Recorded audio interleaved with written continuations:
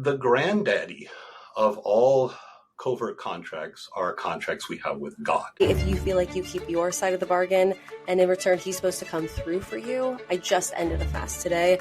When is God going to deliver? Well, it would be very nice if our relationship with God, was a transactional one, but authentic relationships are not transactional, they're transformative. I thought you would reward me with more, and yet you took away. And that was really hard for me. When did God agree to give you job security? I don't remember that in the gospel. I remember, take up your cross and follow me. Belief does not protect you from life.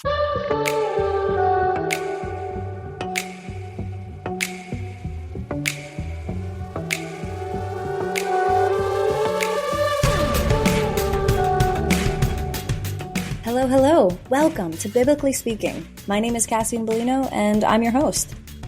In this podcast, we talk about the Bible in simple terms with experts, PhDs, and scholarly theologians to make understanding God easier. These conversations have transformed my relationship with Christ and understanding of religion. Now, I'm sharing these recorded conversations with you. On this podcast, we talk about the facts, the history, and the translations to make the Bible make sense, so we can get to know God, our Creator, better.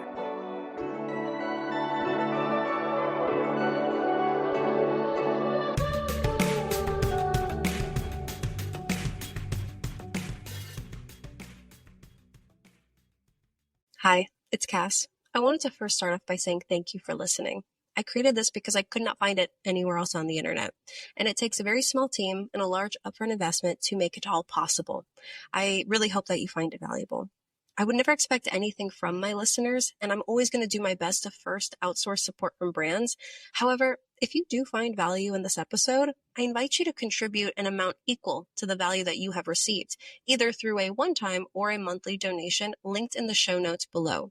I understand that not everyone, though, can donate monetarily. So I ask that if you love Biblically Speaking and you cannot donate, please show your support by subscribing to this channel wherever you're listening so that it tells the hosting platform to show Biblically Speaking to more curious and confused Christians. In exchange for this support, I personally promise to you to always create the highest quality production possible. Thank you so much for listening. Now let's get to the show. Hello. This is Biblically Speaking, and I'm your host, Cassie Bellino. Today, we are going to talk about maybe it's the unspoken deals you have with God. Maybe if you feel like you keep your side of the bargain and in return, he's supposed to come through for you. I definitely felt this before about things like fasting. I just ended a fast today. When is God going to deliver? Because I just fasted, right? Isn't that the way that this works? Sometimes that's not how it works. Sometimes life falls apart and you feel like maybe like God didn't pull through, he kind of didn't fulfill his side of the bargain.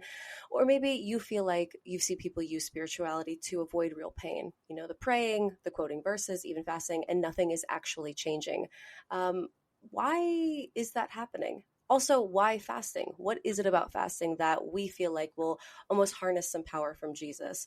And what about Easter? There's a lot of questions regarding the Orthodox faith that I'm going to jump into as a follow-up to my last conversation with Father Michael Butler. I am so excited to bring you back onto the show. This already sounds like this episode's going to be all over the place, but it really is one level deeper into an Orthodox conversation that so many people loved. You know, you introduce Orthodoxy and how it relates to Catholicism, Protestantism, and the history of the church. But there are so many nuances being Orthodox myself that I don't understand, and I was raised in it. So for anyone who had not heard that episode, go back and listen. But if you're going to stay, Father Michael, you've been a priest for over 30 years in Michigan. You have a BA in archetypal psychology, an MA in theology, and a PhD in church history and patristics. Mm-hmm. You've also taught at the university level. You've trained men for the diaconate. You also have an amazing work where you help men mature and grow into their masculinity in a healthy, faith-driven way. I'm so glad to have you back. Welcome back to the show, Father Michael. Thanks for having me back. It was a good conversation last time. I'm looking forward to this one. And I'm so glad that your audience found something of value the last time we was here. Seriously. seriously, multiple people have brought it up to me, and I feel like it's reshaped things for me. I mean, being Orthodox, it was nice having that clarity in the church history, but also why we believe what we believe. And I feel like it's like regrown a newfound appreciation that I didn't have before, and kind of helped me revisit it and talk about it more often. But today, this is going to go like one level deeper. It's going to go into kind of the whys behind what you explained in the last episode. And one of the things I was really excited to talk about with you is this concept called covert contracts. And that's kind of like what I was saying at the beginning is like, we feel like we're serving God, therefore we deserve a response from him. And then we don't get it because we did the right thing, so why doesn't he? What do we do with that feeling of, God, I thought I was serving you, shouldn't you serve me back? Yeah, well, it would be very nice if our relationship with God was a transactional one, where we put in so much credit, and he spits out so much credit in return. But and there are some relationships in life that are transactional. When you go to the supermarket, they give you goods, you give them money. It works like that. And even with some other people, you go to them because they have services that you want, and they give you service, you give them money, or you exchange something like that. But authentic relationships, or real relationships between people, are not transactional, they are transformative. And it means that they are not tit for tat. And with a lot of people engage in conversations which are in relationships, which are in fact what we've called a covert contract. And a covert contract is an unspoken agreement. That's what gets us into trouble. We have an unspoken agreement with somebody else that I'm going to do this for you, and I expect for you to do this in return for me, but I never really tell you about the contract. I never really tell you what I expect from you, and then I get all pissed off when you don't uphold the end of the bargain that you don't know anything about. Why would I have to communicate? Isn't it obvious? Well, isn't it obvious? Well, no, actually it isn't. And I mean, sort of like one of the classical ones, at least in men's work, that we get around is the notion of chore play. This is chore play. You don't know chore play? Chore play, with air quotes, yes, is foreplay in the form of household chores. That, I carried out the garbage, I cleaned up the dishes, I emptied the cat litter and all of that. So my wife will be really happy with me and reward me with sex. And then I get all upset when she didn't say, "Ooh, my hero," and want to jump my bones. That's a covert contract, because if he had gone into her and said, "Babe, let's get together later tonight for a little intimate time. Let me help you with the chores, help get cleaned up so that the evening is free. And I'd just like to help you out that way. And afterwards, we can go upstairs to bed." If he had said that, it would have been explicit and she could say yes or no. But instead, he just worked on an assumption. And we have a lot of these covert contracts, and it ends up by placing a lot of undue expectations on other people. And then we get upset or we get frustrated when they don't live up to our expectations, but we never communicated those expectations in the first place. And so this is a place where communication very often breaks down, and where some people especially need to learn to be a little clearer and a little more open in what it is they're really looking for, because otherwise they're just constantly frustrated. They don't actually get what they want because they never ask for it. They're just, as you say, "Can't you read my mind? Don't you know what it is I'm wanting for you?" No, honey, use your words. Tell me what it is you want, And most people are everybody's free. They'll say yes or no as they will, but at least it's up front. And the granddaddy of all covert contracts are contracts we have with God. How could we possibly have a contract with God? Oh, people do it all the time. I see it all the time in my congregation. I'm a nice person. I go to church regularly. I believe in you. I say my prayers. I'm kind to dumb animals. I pay my taxes. I don't honk angrily in traffic. Therefore, nothing bad is ever going to happen to me in my life, because you're going to see to it that life is smooth sailing. And then my wife finds a lump, or husband loses a job, or discover kids or got a porn addiction or are smoking weed. And suddenly, where's God? Why didn't he save my family from this? I did everything right, and now he's failed me. And then what happens? Then we punish God by refusing to believe in him. Wow. Okay? Man, tell me you've not seen that. No, I totally have when you... Yeah. No, I feel like I experienced that firsthand. And whether you want to like mean to or not, I mean, I have a Christian podcast and then I got laid off and I was like, what? I thought I was good. Like, I thought you would reward me with more, and yet you took away. And that was really hard for me because I felt so much safety in my job and then I lost it. So it was like a personal attack. Okay. So when did God agree to give you job security? You know, where was that written? I don't remember that in the gospel.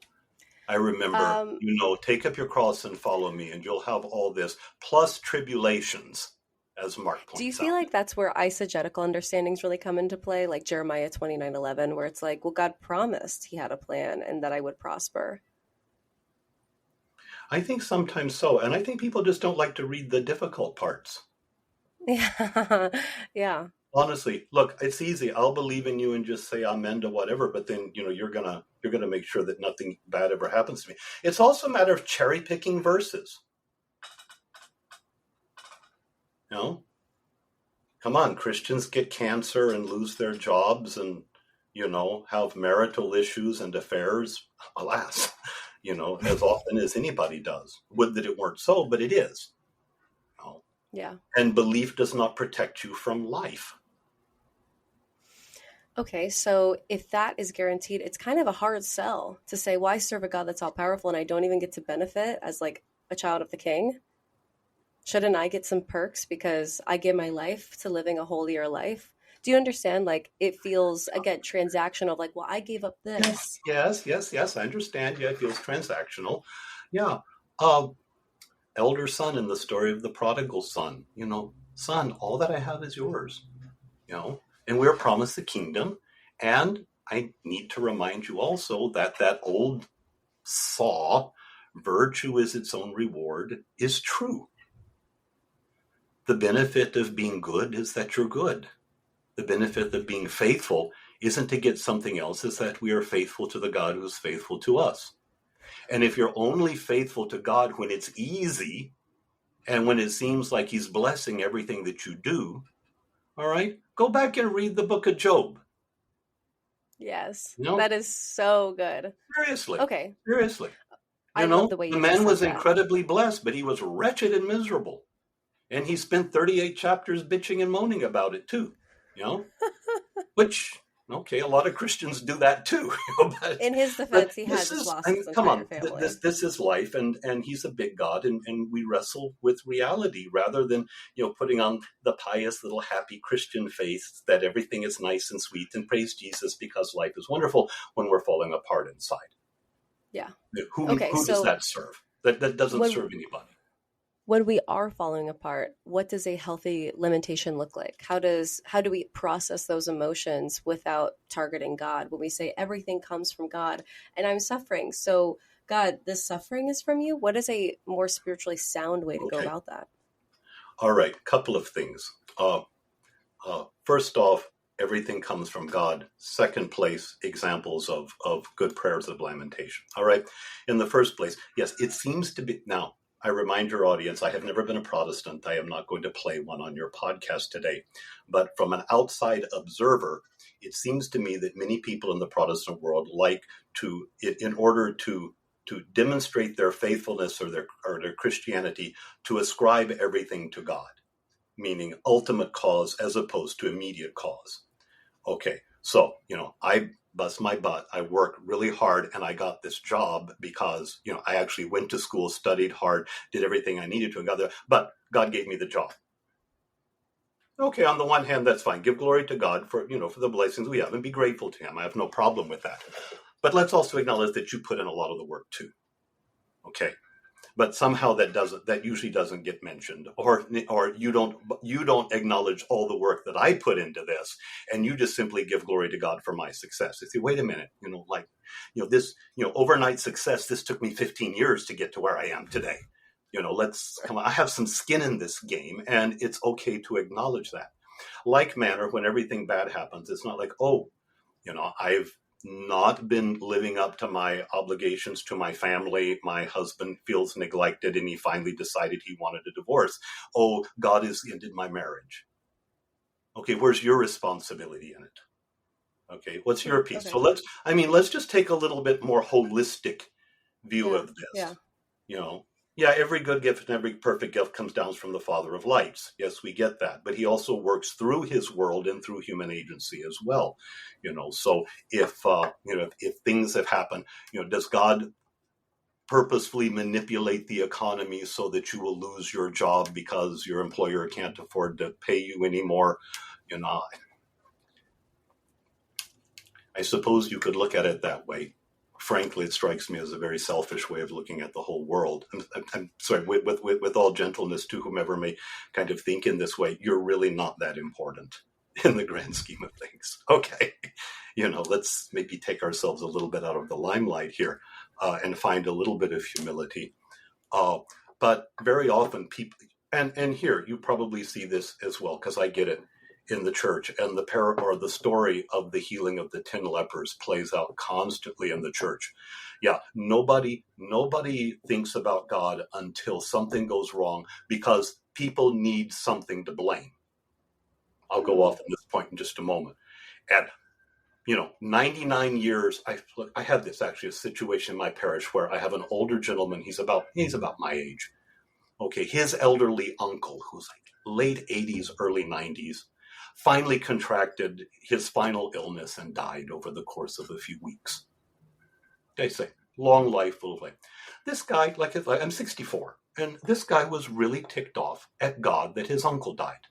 And he thought, ain't none of us getting out of this alive. I mean, maybe he didn't die in a way that you would have liked for him to die. I mean, I don't remember if it was painful, miserable, drawn out. I really don't know, but somehow, where was the gratitude for the 89 plus years that he knew his uncle and he had him around? We're not 10 healed, where are the 9? Who comes back to give glory to God? And very often we forget to see all of the benefits which we have received, and God only comes to mind when we need somebody to blame. And blaming somebody for our issues is one of the most fundamental human reactions. It is not a good response, but it is a reaction. It goes all the way back to the beginning of Genesis. Adam, did you eat that tree? I told you not to eat it. Her fault. Her fault. She gave me the apple and I ate it. It's her fault. You gave her to me and she gave me the apple. Eve, snake. And the poor snake didn't have a leg to stand on, right? As the old joke goes. But you see, that's it, is to blame somebody else. And so when things go wrong in life, we want to blame somebody, and God is the usual punching bag. That's a good point. And never mind gratitude for everything else that has gone beautifully, in people's lives to that point. Yeah. I guess I thought it was the holy Christian thing to do was to attribute everything to God as he is the ultimate provider. But I do understand. But he provides, but he also provides, like I say, through his work, through his world, and through human agency at all. Okay, so you can thank God. Absolutely. I have no problem with that. Do it. I encourage it. But let's also acknowledge everything in between and all of the ways that he worked. Wow.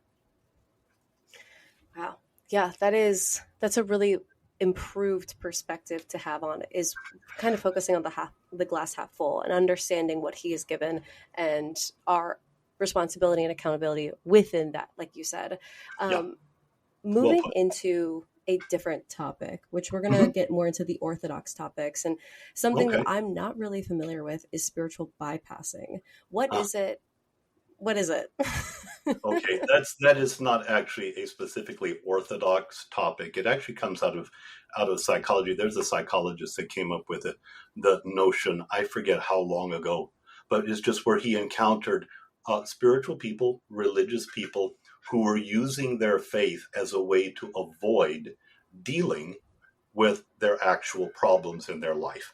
Okay, dismissing trauma, emotions, or relationship problems. I end up, it just happens that do you know that television show Young Sheldon? I don't watch it, but I've heard of it, so I can visualize it in my head. It comes on like immediately after the news where I live, and it sometimes gets left. My wife likes to watch the news, and I don't mind hearing the local news, but sometimes the TV gets left on, and this is what happens to show up after the news. And in it is, of course, young Sheldon Cooper, but his mother is a devout fundamentalist, and she is a perfect example of spiritual bypassing because she doesn't deal with anything.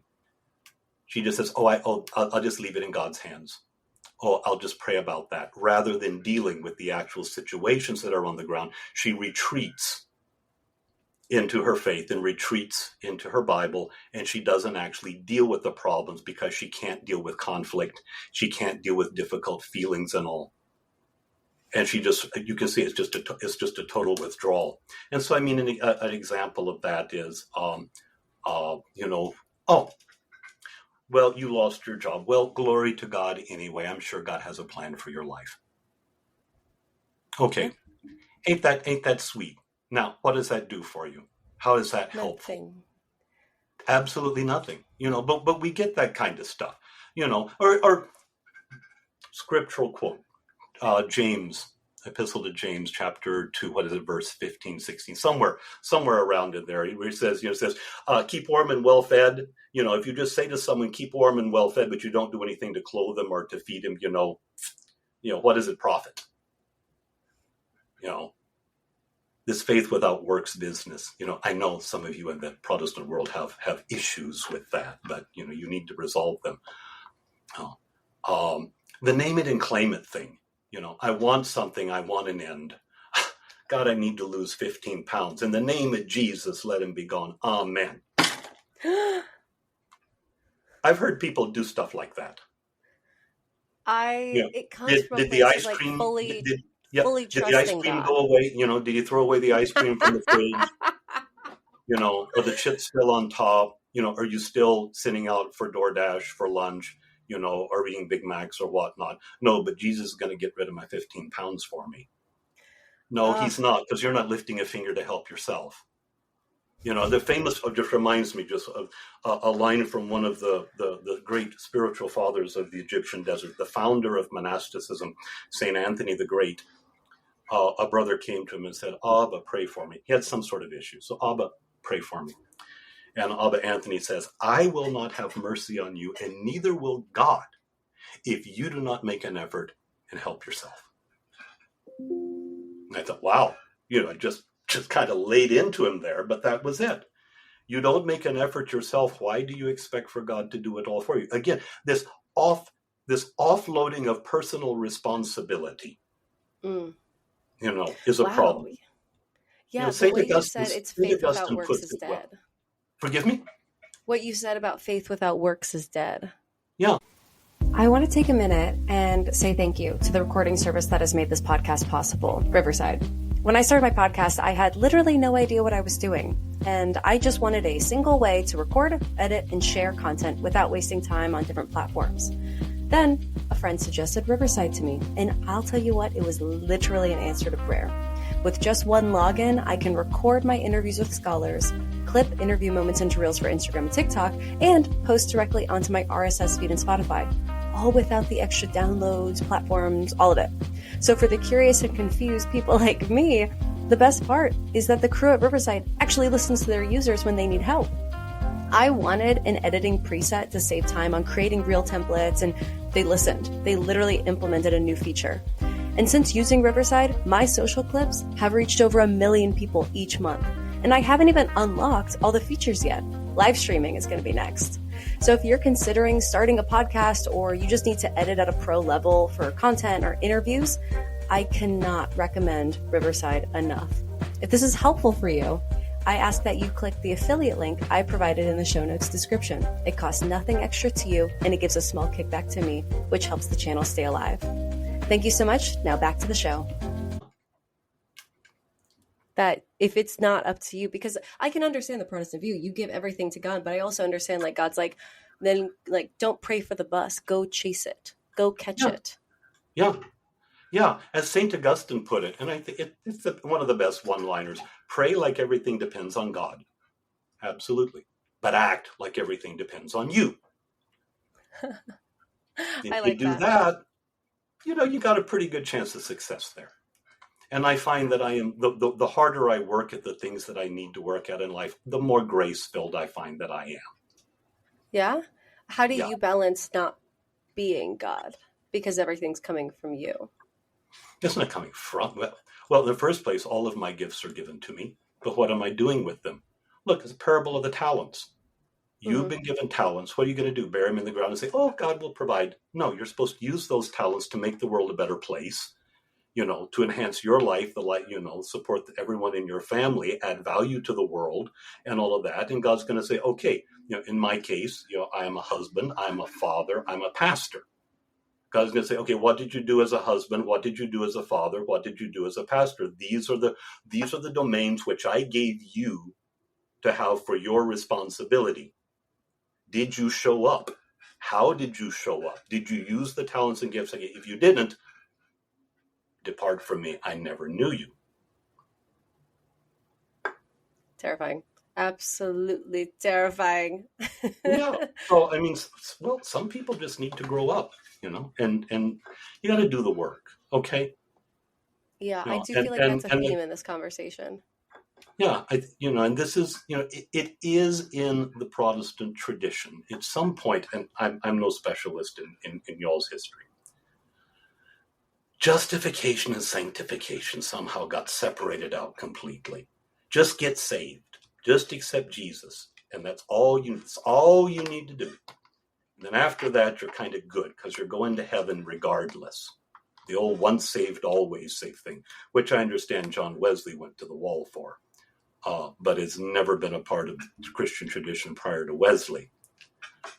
And so I think I see it somewhat of if there's nothing left to do, people tend to want to coast. Well, I'm already saved. What effort do I have to do? Oh, yeah, I'm supposed to grow in my knowledge and my love of God, but it's already done for me. Man, I'm just good.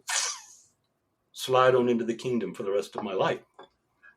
This is not the traditional Christian view, and by traditional I mean anything older than about 1820. The older Protestant tradition, certainly the Catholic tradition and the Eastern Christian tradition as well. That was never the older Christian position. We work out our salvation with fear and trembling, and we work with God for that, or He works with us. It doesn't really matter which way you say it. And to go back to a more specifically Orthodox understanding, in the Orthodox Church, we have a very strong understanding of what we call synergy. The Greek word synergia, which means working with. So that our salvation is 100% God's grace, and it is 100% our effort.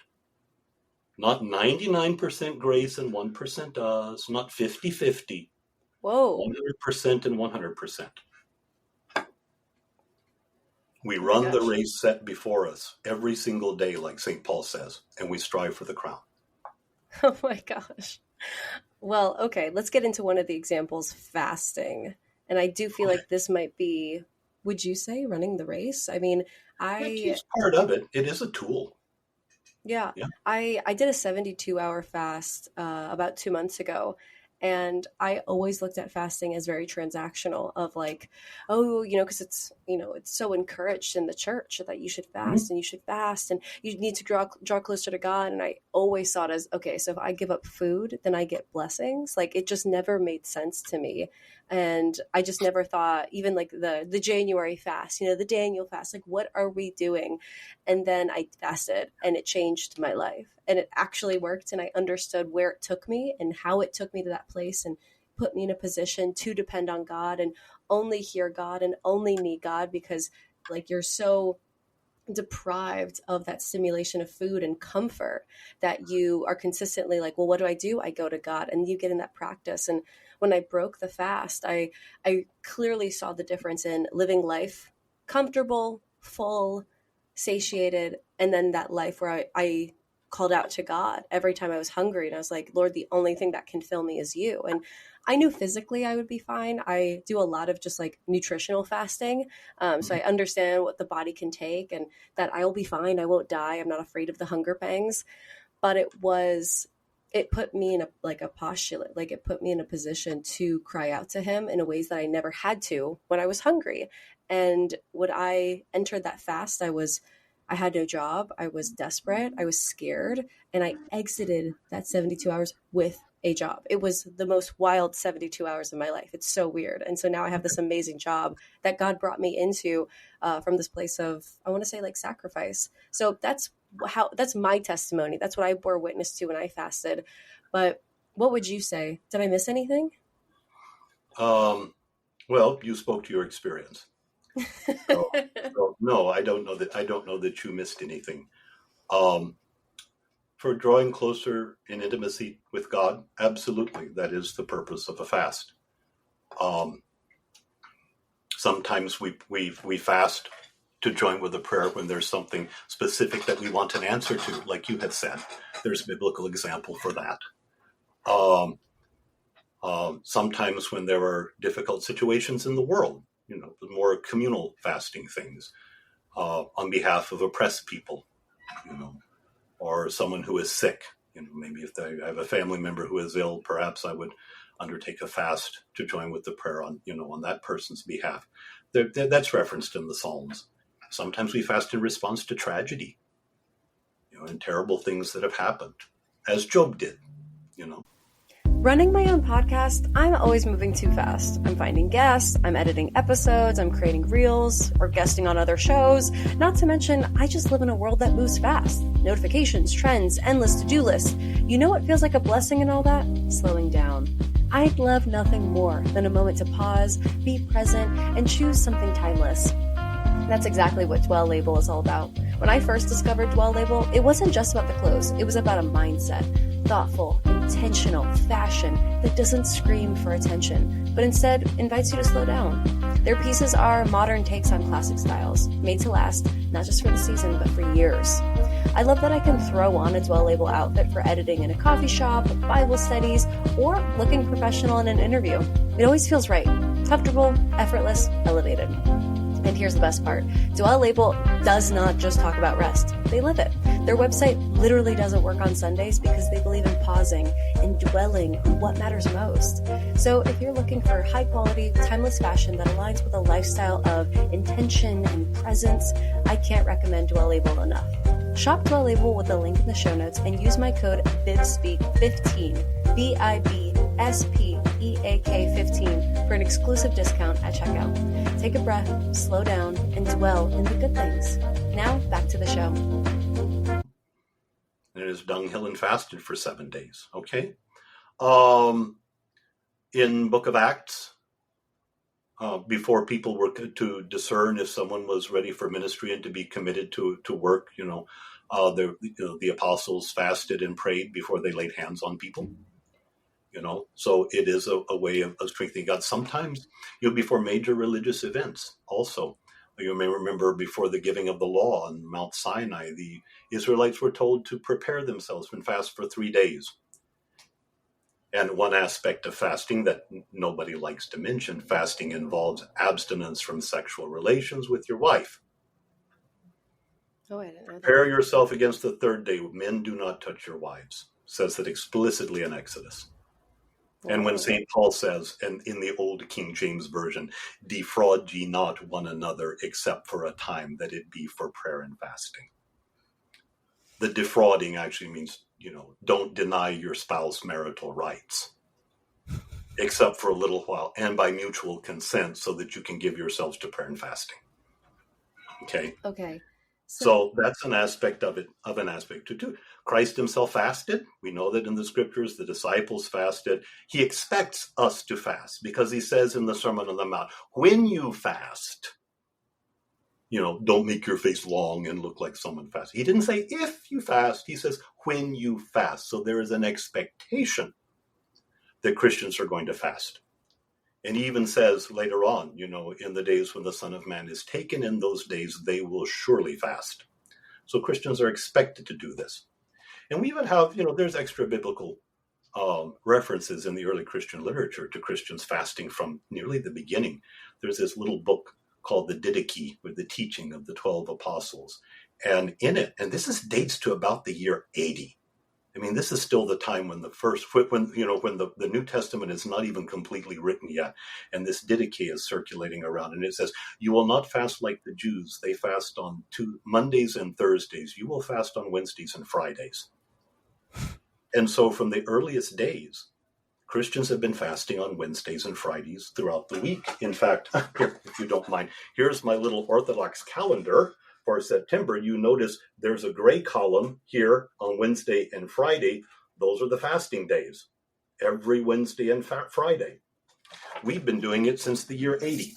At least that's what the Christian tradition has.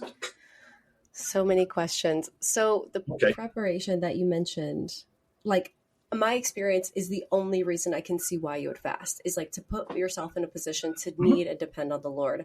But you mentioned a couple scenarios where people would fast. Is there different outcomes that fasting can achieve? Sometimes it's an expression of repentance. You remember when Prophet Jonah, who's there? That's Jonah coming vomited out of the whale. That's the little icon behind me here. Oh, that's cool. He went to Nineveh. In 40 days, Nineveh will fall. And the king says, everybody fast and pray, even put sackcloth on the cows, So it can be done for repentance. It can be done for mourning. It is a broadly human expression, and every religious tradition in the world, past and present, has always had some kind of fasting discipline. And I think that goes to a broader thing, because what we eat is one of a handful of bodily functions that we can regulate or control voluntarily. Like, you can't stop your heart from beating. You really don't want to, But we can, our breathing is autonomic, except when we want to, then we can physically control our breath if we want to do that, okay? We can regulate how much we eat or drink. We can regulate how much we sleep. We can also regulate how often, we're intimate with our spouses. And so those are the things that we always find religious practices concerning. So keeping vigil, staying awake at night, is limiting the amount of sleep that you have when you stay awake to pray, late into the night or get up early in the morning. Fasting is regulating food and drink. Sexual abstinence, like I say, has always been a part of fasting. A lot of traditions have breath work of some kind. There's even kind of a practice of that in the Orthodox tradition. And in the medieval West, the monks in the monasteries, they would chant the Psalms, which, if you chant Psalms out loud, is actually kind of a breath work joined with a prayer, So these things they're sort of universal, and they're human things. And the reason that at least in the Christian tradition, fasting always involves, fasting technically means I restrict how much I eat. And, if you're going to fast like during Great Lent for 40 days, you're not going to go without food completely for 40 days. So the tradition is you eat once a day, usually dinner, late in the day. Got it. And it's always a strictly vegan diet. No meat, no animal products whatsoever, no dairy even. And what you'll find is that if you change your diet in that way, that it seems to be animal products that tend to stimulate more of the bodily passions, lust and anger, go down. And you find that you kind of even out emotionally, which makes it much easier to pray. Whoa. That's Try insane. It'll only take 3 or 4 days. Seriously. Only takes about 3 or 4 days. I have people prove this to themselves every year when we get to Lent. People say, Father, I don't know if we go fast. Just do it the way the church says and prove to yourself. Come back to me at the end of the week and tell me lust and anger didn't calm down, and it was easier for you to pray. And every year I would say, "Whoa, Father, it's true." I would never have believed it had had I not proven it for myself. Whoa. There it is. Also, Adam and Eve did not eat animals. We were not given animals to eat until after the flood. Noah, So we eat in imitation of our first parents. Okay. And it's precisely sort of these spiritual benefits, I think, is what you're seeing when we do fast, because sort of the energy in the body is reduced and there are things that do calm down. It does make it much easier to pray. Yeah. And if you're not spending time prepping meals, eating food and cleaning up afterwards, it does give you a little more time to turn to God anyway. Also, I mean, that's practicality right there. But this is the effect of it. Okay. Wow. Would you say that that week of one meal a day, only vegan eating, would you say that's like the most powerful fast? Is there a differences in like outcomes that certain fasts can bring? That's very idiosyncratic, honestly. Okay. I mean, I have people in my congregation who, for whatever reason are vegans year round. So they don't give up meat and dairy. So they don't notice that benefit anymore. And there are guys who are physically active like me for whom it's murder. I need the calories and I can't get them in one meal at a day, so I'm just miserable. But other people just sail through it. It's like nothing happened. It's not a big deal. Eat once a day, 3 times a day, Father. It's all the same to me. So it's extremely, extremely individual in that respect. But also, and this is part of the thing, the fasting seasons, the fasting days, and sort of the rules of what we eat and what we don't eat have been given to us by the church. And so part of the fast, at least for Orthodox Christians, is that part of the benefit in the spiritual value is that it's an act of obedience. Christ and his church asked me to fast. This is the way that it's come down that I am to fast. So an Orthodox Christian would never do like what you just say, I'm going to have a 72-hour fast and just not eat for the next 3. No, we're going to look on the calendar and say, when is the next fast? Oh. So tomorrow's Wednesday. Whether I want to fast or not, tomorrow is Wednesday. Yes, sir. And I'll keep the fast. And what will the fast be tomorrow? Forgive me? The fast tomorrow is that one meal vegan? Yeah. Okay. Yeah. I cheat. I have coffee in the morning. Okay. Why is that cheating? I don't know that it is. I'm being a little facetious. Yeah. Okay, so that's so interesting because I was like, my dad's Russian Orthodox, and he would do no meat on Fridays, and then I think dairy. So is that a different fast? No, it's just a modification. It's a relaxation of the strict rule. And this is one of the things that's beautiful about Orthodoxy, and this may be of interest to your listeners. Some people may be gawking, think, 1 meal a day, my God, how can I live on that? I have a physical job. I got blue collar guys in my parish that have very physical jobs. They can't live on 1 meal a day. I have brittle diabetics who cannot live on 1 meal a day. I have pregnant women who cannot live on 1 meal a day. And so in the Orthodox tradition, we set a very high standard for everybody, but it is individually appropriated and applied. So if someone needs the fast to be relaxed in their situation, the ideal way to do it is that they come and they talk to the priest, their spiritual father, and say, Father, I can't do this. I have a young man just come to my parish who is trying out for the U.S. Olympics team in 2028. I mean, he is almost a professional athlete. Okay. Oh my gosh. Yeah, this guy is training 6-8 hours a day right now. Can he keep a fast? He needs his protein. He can't really keep a fast. So in his case, I had to severely, tone down the fast. But then he's a very devout guy. So we added in some other spiritual practices that he could do that fit his schedule that would do him some benefit and at least honor the fast in spirit. We do what we could in his case. But most of us are not like that. In the case of a diabetic, you eat what your doctor has told you to eat. And if you don't, you bring that to confession. That's your fast. I don't want you fainting in the middle of liturgy on Sunday morning. And I've had that happen. And then the EMS comes and they come in with the ambulance and the lights are flashing and they come in with the stretcher in the middle of the church. And it makes it very difficult to conduct a church service while the EMS is right there in the middle. Yeah, I can imagine. I imagine. Again, partly facetious response there. But the purpose of the fast is not to debilitate us. We need to be able to carry out our days. Like Christ says again in the Sermon on the Mount, if you're fasting, don't make your face long. Comb your hair, wash your face, go do your job. No one should know you're fasting.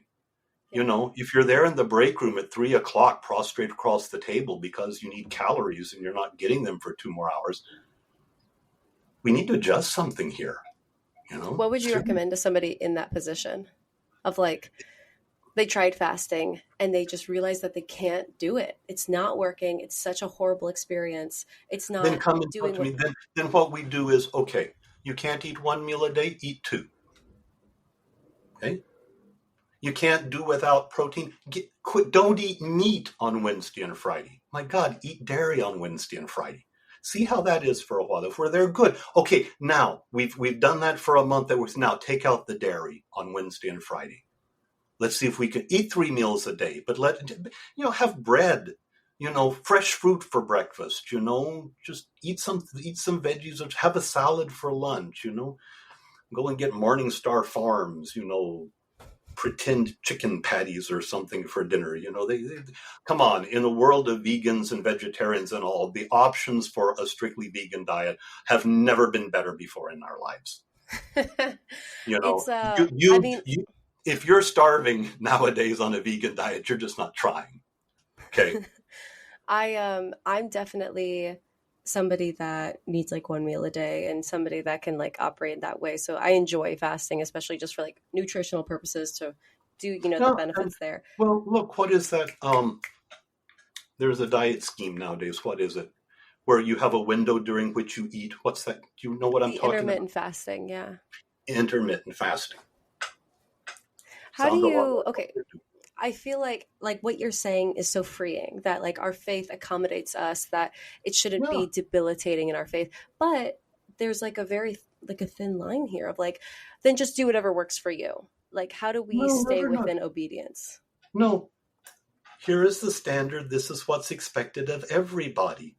Fulfill it to the best of your ability. Some of us are going to be able to do it completely. Others, a little less. Others may not be able to do it at all. What do I do with brittle diabetics and elderly people? My God, they need all the calories they can get. It's getting enough food into them. That's the problem.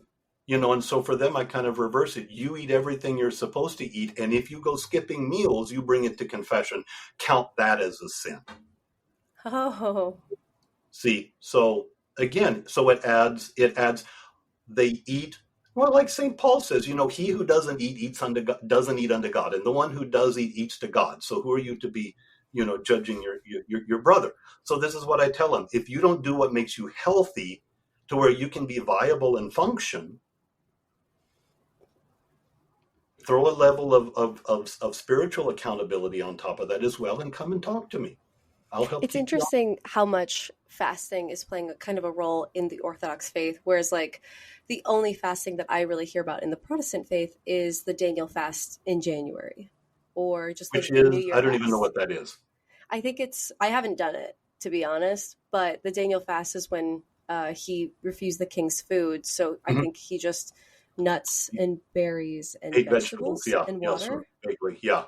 Yeah. So it kind of sounds like, the vegan diet that you're already talking about. But it's not like fasting is required within my faith, aside from that Daniel fast.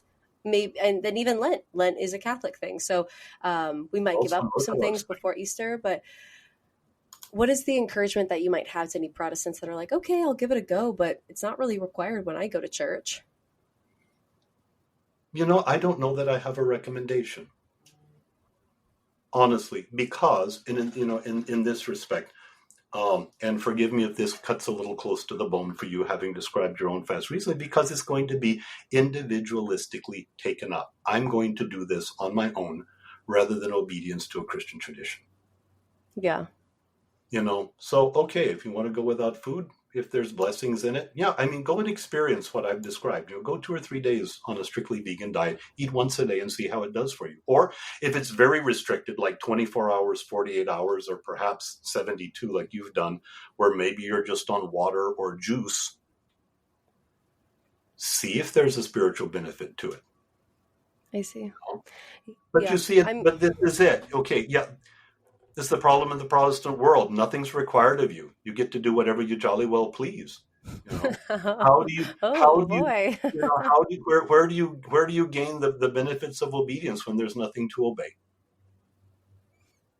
That's a trick question because there's plenty to obey in the gospel. Yeah, I was about to be like, well. yeah. Let's put the brakes on that a little bit. But the purpose of the fast isn't to punish us. And we don't do it the way that Catholics do. We don't give up something we like because we need to punish ourselves because we've been bad. No? Oh, because we've been bad. Well, I mean, it's taken as penance in the Catholic tradition. And I mean, my God, I do without chocolate for 40 days? What the hell? Wow. Major encumbrance there. Try. Like I say, just go 40 days without meat or dairy. I mean, we've been doing it for so long. We have a completely different set of cookbooks, and there are meals we only eat during fast, which we actually look forward to because some of it's pretty good. But we only bring that out because now's the time when there's, all the recipes without meat or dairy in them. And so it does change life and it changes relationships. And we go extended times without intimacy. And that ain't easy. Yeah. But we give ourselves to prayer, for those times. And they're spiritually intense times of the year when, frankly, in some cases, I'm too tired for anything else. Like during Holy Week, the week before Easter, before Pascha, all I do is pray and sleep. Thank God I have a wife. She reminds me to eat. I honestly forget to eat. I'm so busy at the church. Yeah. But there's not time. You don't want to think about anything else either. If you can restrict your thoughts just to following Christ in the steps from Palm Sunday through his passion, death, and resurrection, and think about nothing else for 7 or 8 or 9 days, it's a beautiful thing. Well put. I'm going to move on to 2 other topics in our remaining time. One is the calendar, which you did show earlier. I have mine right over there. My dad sends it to me every year. Easter this year was on the same date as the Protestant Easter. Yeah. That's not always the case. I mean, growing up, we had Easter, and then the following week we had a different Easter at the Russian Orthodox Church. And then same with Christmas. We had Christmas at my mom's church. And then in January, we had Christmas at my dad's church.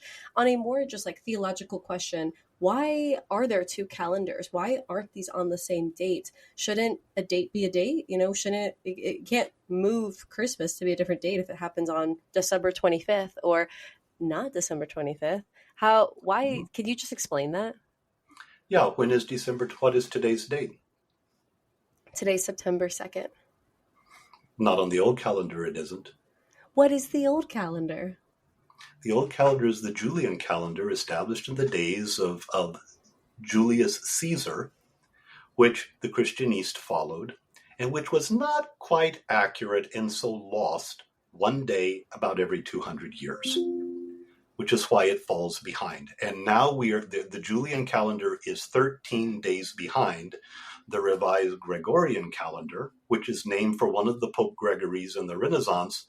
Once the science got good enough to say, hey, we're drifting and we're 13 days, or in those days it was about 12 days off or 11 days off. Let's fix the calendar so that spring occurs at spring and the vernal and autumn equinoxes and the winter and summer solstices actually line up the way they're supposed to. And in the Renaissance, Western Europe revised the calendar and basically skipped 13 days and said, okay, it's 13 days later now. England held out for the longest time because it was the middle of the English Reformation, and the English says, to hell, we're not going to do what the Pope said. And they actually kept on the old calendar for several more years. So for a while in Elizabethan or post-Elizabethan times, you'll see 2 dates on a lot of legal documents and whatnot, because it was the English calendar and the European calendar at the same time. So it's fascinating. My gosh. Yeah. Wait, I think So, you skipped, maybe you said it too fast, but why did it fall behind? Because every 200 years they would lose a day? yeah, it just wasn't that accurate. Okay, so it was revised, and did they have leap year? They sort of had leap year, but somehow it still was off, because the calendar is not 365 days exactly for us to go once around the sun. I think it's like 365 days and a few hours. Okay. So somehow, after a few years, it starts to add up. Then you need well, it's about a quarter of a day. It's about 6 hours, because every 4 years we have leap year. So we add one day to the end of February to line it back up again. Got it. That's what leap year is for. Right. It's to fix the calendar drift. So Well, how does that relate to the Julian calendar? somewhat, yeah. Though, please, this is ancient math. Don't ask me to go there. Okay, so how is Easter determined? Okay, this is two issues. This explains why on the old calendar, Christmas doesn't come until January 7. On the new calendar, it's December 25th on the old calendar. It's just they're 13 days off. All right. Right. Okay, that's for feasts that sit on a particular day, like December 25th. Easter is a different matter entirely. The calculation for the date of Easter goes back to the First Council of Nicaea in 325. We're responsible for that, okay? Where they said, when do we celebrate Easter? We're not going to celebrate with the Jews, and we don't want the Jews telling us when Passover was. And so the Christian church said it will be the first Sunday after the first full moon following the vernal equinox. So spring comes, full moon, the Sunday after that was the original calculation.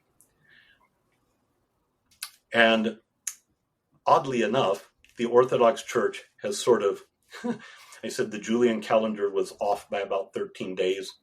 Okay, they have sort of fixed that to sort of revise that a little bit. This is where it gets too muddy even for me. But sometimes on the Orthodox calculation, the Western calculation, it lines up exactly the same. And so we have Easter and Pascha on the same day. Sometimes, depending on when the new moon is, maybe it's the first new moon of spring on one calendar, but it's the last new moon or full moon of spring of winter. And then it gets thrown off 5 weeks in advance. And sometimes it's just a little off and we're just like 1 week off. So Pascha and Easter are going to be the same day, 1 week off or 5 weeks off. And it's just kind of the way it typically works out. And would it be easier if we were all on the same day? Yeah, come on back. But that's really not going to happen. Well, okay, so with the full moon, it being the Sunday after the full moon, does that have to do with the fact that, like in Scripture, Jesus died the Sunday after the most recent full moon? It matters because Passover is the first full moon of spring. Passover takes place in the month of Nisan on the Jewish calendar, which is the first month of the New Year's spring. Okay, first month of spring. Jesus died on Friday the 13th because the Hebrew calendar is a lunar calendar. So the first day of Nisan is going to be the new moon, or the first little bit of a crescent moon after a new moon, when it just begin to wax. So that Passover will be on the 14th day of the month, which is the full moon, because Jewish festivals were lined up on the calendar so that you would have a full moon, so that the feast would be illumined all the day and all the night and all the next day. So it made it easier to celebrate. Okay, we know Jesus died on Friday the 13th because Saturday the 14th would have been the full moon, and that's the Passover. Because, of course, Christ is our Passover sacrifice. All of that symbolism and imagery all comes into play here. So we know that Christ was crucified on the full moon. And so as not to worship with the Jews, we just put it to the following Sunday. What happens if the full moon is on a Tuesday? Are we going to celebrate Easter then on Tuesday? Some people did that very early on, and the church says, no, we want to do it on Sunday because Sunday is the day of resurrection, and we want to honor that. So we'll just put the Easter celebration on the Sunday right after the full moon. And that's kind of what we do to this day. Okay. So, and then the math got to be, it was such, basically the ancient church said, Church of Alexandria with the great library, you've got all the scholars, you have all the mathematicians, figure it out, tell us when it is, it's your job. That's basically what they did. So the Church of Alexandria figured it out for everybody and then sent a letter out and tell us when Pascha was every year. Got it. Last question, Okay. more closer to home, is how do interdenominational marriages work, especially between like non-Orthodox and Orthodox? Is just your hot take that it can work, that it can't work? I personally, my mom converted to the faith. She was kind of raised like Lutheran. My dad's Orthodox, and she became Orthodox. And then just like in her own faith journey, now she's more so Lutheran, non-denominational, but he's still Orthodox. And so like as a Christian, to me, it seems great, you know, like my parents made it work. So I've normalized like an interdenominational marriage. But from your perspective, are there any things to be wary of, any Christians that are maybe looking like Catholic to Lutheran, or, you know, more Baptist to Orthodox? Like, is there any theological things wrong with that, or just fundamentally you're just going to disagree on some things? Yeah, first off, just I'm going to be nitpicky here just for a moment. And Orthodox don't do interdenominational anything because we're not a denomination. Orthodox are pre-denominational, and I'm gonna be a stickler on that point. Okay, you can call me old and codgy if you want, but I ain't budging on that one. All right. That said, I do have I've had some interfaith marriages. My broadest observation and all of that, and this extends even outside of the Orthodox realm, is the person with the strongest faith sets the tone. This kind of sets the tone because they're the one who are going to be most insistent on how things take place at home, you know, whether or not feasts and fasts are kept, where the children are baptized, what church the kids are raised in, where they tend to have major celebrations and that sort of thing. So the person with the strongest faith typically wins. Where things can get difficult is very often when you have an established married couple where one spouse like comes to faith of anew, where had not been a person of faith before and now is introducing Christian faith into the marriage. And sometimes the non-believing spouse says, my God, what is, you know, where are you going with this? Why is this, you know, why are you insisting on this? Why can't we do that? What's happened? You know, we used to have 3-day weekends. Now you're in church on Sunday morning. You want to do what with the kids? And you have issues like that. St. Paul does tell us not to be unequally yoked. And sometimes that can happen. I have known a few households where, well, like in yours, people basically did everything twice, you know, to accommodate, say, a Catholic or a Protestant and an Orthodox observance. My former physician, when I was a priest in Cleveland, he was a good Catholic boy. He married a very strong Orthodox woman, and so they would do like Great Lent twice, you know, and and God help him, the years when our Easter was 5 weeks later, the guy like fasted from the beginning of February till the end of May. It was just, you know, but they were trying to, you know, be faithful to both. And sometimes you can straddle things and people make things work. And so sometimes you have to give a little around the edges, you know, and sometimes everybody adjusts and everybody makes compromises and you do the best that you can. And if a couple love each other, they typically find a way through. And in some cases, you know, like I say, they're just people who, one really strongly believing spouse and one more cultural Christian. Sure, I'll go where you want to go, or, you know, I don't feel like going, you take the kids. You know, can be one of those sorts of things. I've seen everything, and in very few cases, I can't think of any off the top of my head where faith became such an issue. Oh, yes, I can. Where faith became such an issue that the marriage did not survive. And actually, that was a case where the wife got involved in a cult. What was it? Oh, she got into Scientology. And so she just like went, you know, maxed out the credit cards. I understand they have courses you take, and I guess the courses were very expensive, and she wanted to do this. So she like maxed out the credit cards, taking all of these with Scientology. And so but now that's not Christian. No, but it is a spirituality of some sorts. And, in that case, the husband said, no, you've like gone off the deep end. We're in debt. Come back. She says, no, these are my people now. And he's can't deal with it. But that's about the only one. I'm sure there are others out there where, someone has,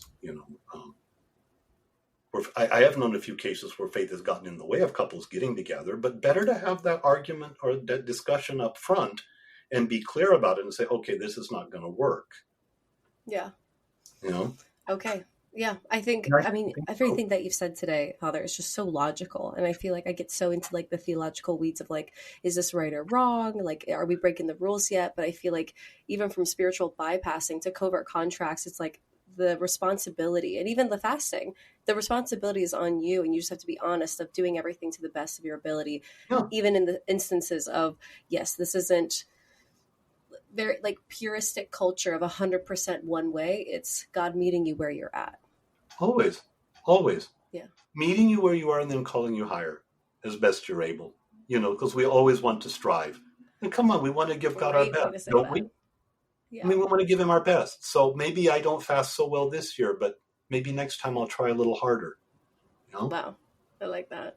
Yeah. And Father, where we fall short, we repent of it. We get back up and get back on, get on with it. Yeah. Father, you're amazing. Thank you so much for coming on. And you're coming back for 2 more episodes, which I'm so excited for. You're coming back for 2 more. I think we got one more sort of general conversation like this one. We'll do a bunch of topics. And then you wanted me to, near Christmas, to talk about the nativity icon. Yes.